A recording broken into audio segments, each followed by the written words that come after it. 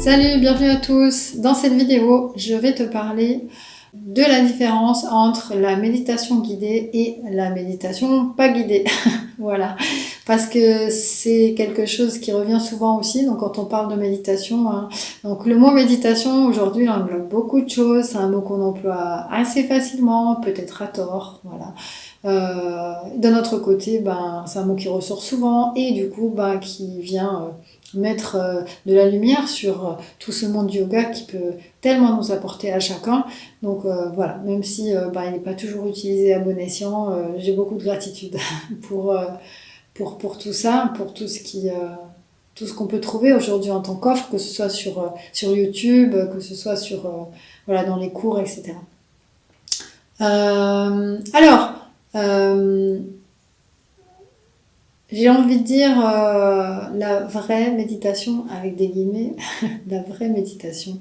Évidemment, c'est une méditation qui n'est pas guidée, d'accord. Pourquoi? Alors, on va dire que la méditation à guider, c'est un petit peu comme faire du vélo avec des petits trous, en fait, voilà.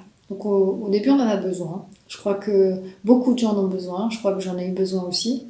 Je crois qu'on passe tous par là. Au début, on ne sait pas quoi. Quand on ferme les yeux et qu'on nous dit qu'on va fermer les yeux pendant 20 minutes, c'est la panique totale.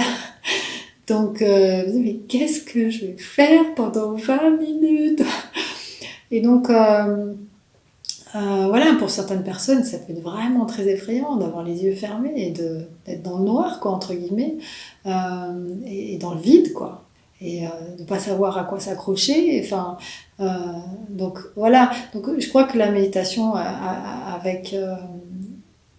guidée, elle vient ici rendre un grand service puisqu'elle va un petit peu jouer le rôle de pont entre je n'ai jamais rien fait et j'ai envie d'aller vers.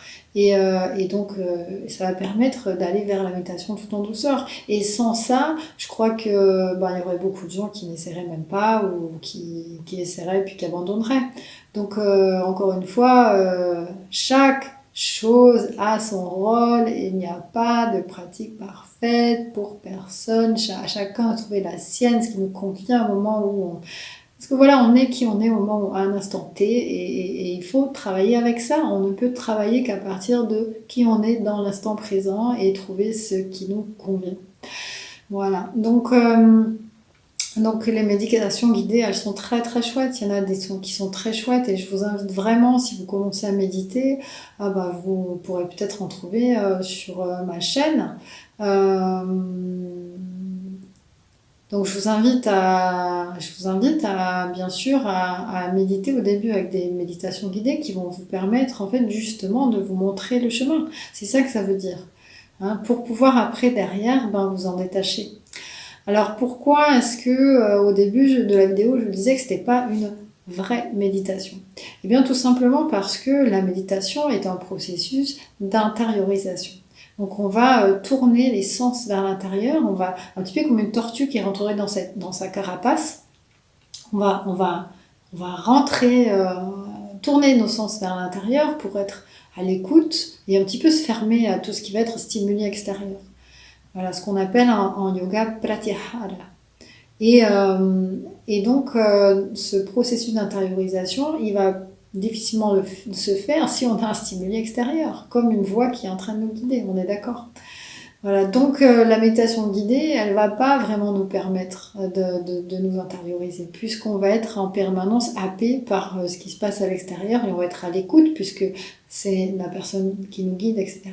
Donc il y a aussi des méditations, et d'ailleurs dans mes cours ou dans les stages, les retraites que je peux proposer, c'est souvent ce qu'on fait, c'est-à-dire qu'on guide simplement pendant quelques minutes au début et puis ensuite on laisse les pratiquants poursuivre avec les quelques instructions qu'on a données. Voilà.